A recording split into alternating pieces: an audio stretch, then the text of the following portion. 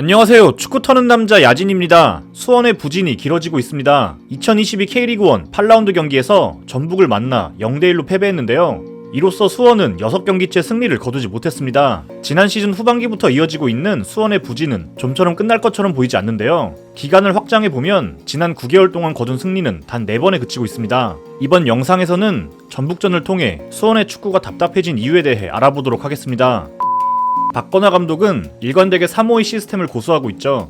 일단 수원의 수비시 특징은 낮은 수비라인이라고 할 수 있는데요. 수비시엔 5-3-2의 대형을 만들면서 아주 낮게 수비라인을 설정합니다. 전방의 투톱은 상대의 중원 길목을 견제하러 움직여주고 윙백 역시 낮은 위치까지 내려가 5백 대형을 맞추죠. 때문에 좌우 중앙 미드필더에게 많은 임무가 주어집니다. 수원의 모든 포지션에서 거의 유일하게 압박이 이뤄지는 곳이 바로 이 위치인데요. 문제는 이들에게 맡겨진 역할이 과도하다는 것이죠. 이들은 전방에서의 압박은 물론이고 측면 공간 커버까지 모두 신경 써야 하는데요. 자연스럽게 체력적인 부담을 느낄 수밖에 없죠. 후방에서 밀고 올라오는 상대를 막기 위해 이들이 압박에 동원되면 중원 간의 라인이 벌어지며 공간이 발생합니다. 이 역시 수원이 지속적으로 노출하는 약점 중 하나죠. 혹은 이들의 측면 커버가 효과적으로 이뤄지지 않았을 때에도 위기로 직결되죠. 좌우 중앙 미드필더들은 너무 많은 짐을 떠안고 있습니다. 그리고 낮은 수비 라인을 컨셉으로 잡았다면 결국 궁극적인 목표는 빠른 역습을 통한 마무리가 돼야 합니다. 공격 시 빠르게 전환이 이뤄지면서 전방으로 공을 보내야 하는 게 수원의 전술 컨셉인데요. 하지만 역습이 전혀 효과적으로 이뤄지지 않습니다. 김태환 선수가 거슬러 올라갑니다. 역습 나가야죠. 네, 김태환. 자, 한석종. 반대로 깊숙하게. 하지만 기다리고 있는 선수는 이용입니다. 골키퍼에게 전달. 역습 상황에서 약속된 움직임도 없어 보이고 오히려 선수들의 동선이 겹치는 모습을 보여주죠. 로빙 패스 연결 경험이 붙습니다. 전방의 투톱은 수비시 낮은 위치까지 내려와 수비에 가담하기 때문에 역습으로 전환할 때 효과적으로 상대의 뒷공간을 노리기가 어렵습니다. 전반적으로 낮게 형성된 라인으로 인해 상대 수비 라인을 허무는 그림을 보여주기가 힘들죠. 이 때문에 특히 그로닝의 장점도 묻히는 모습이 보입니다. 수비 뒤를 파고드는 움직임을 보여주지만 거기에 맞는 패스가 들어오질 않죠. 수원은 중원에서 성공적인 전진 패스를 보기 힘든 팀 중 하나입니다. 중앙으로 진입하지 못하고 측면을 겉도는 공격이 반복되죠. 그렇다면 결국 중앙 미드필더들이 직접 전방까지 볼 운반을 해주면서 공격이 이뤄져야 하는데요. 수비 뒤를 노려야 하는 공격수와 낮은 중원 라인의 간격을 메우는 건 이번에도 또 좌우 중앙 미드필더의 역할입니다.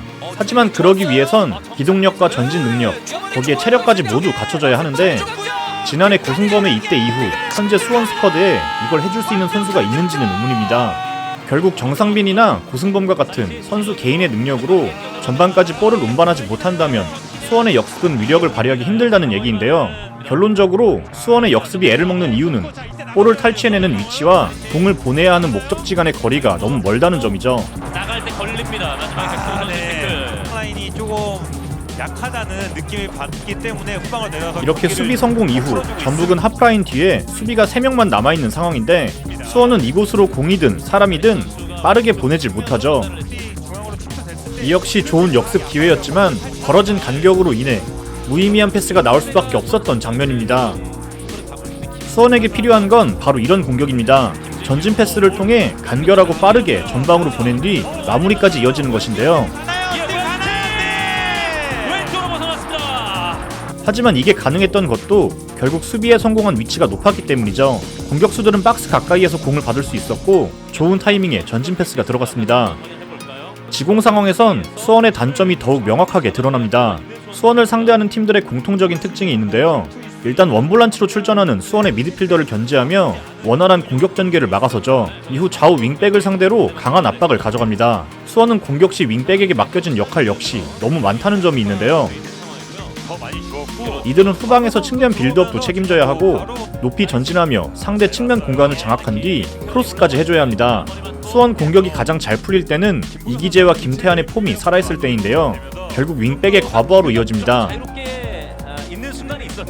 이는 수비 시에도 약점으로 나타나는데요.